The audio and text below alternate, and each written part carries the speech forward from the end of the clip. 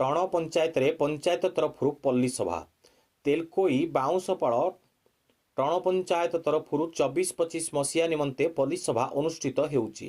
पंचायतर गुंडुला टणगोविंदपुर मुंडतोपा इरिडी इमिरी आदि ग्राम रे पंचायत और प्रशासन तरफ पल्ली सभा मान करा जाउची। एथिरे सरपंच श्रीयुक्त कन्हई चरण देउरी, पंचायत निर्वाही अधिकारी, उन्नयन अधिकारी, समिति सभ्य, वार्ड मेंबर समस्त ग्रामवासी उपस्थित रही आगामी आर्थिक वर्ष पई पल्ली स्तर रे आर्थिक व्यय अटकल प्रस्तुत करुछंती।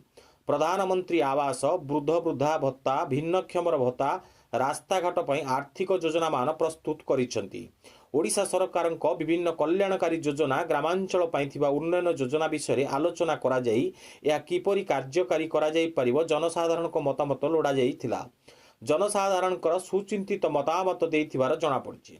सरकार ग्रामांचल पाइथिबा पेशा आईन विषय पंचायत कार्यनिर्वाही अधिकारी आलोकपात करिथिले।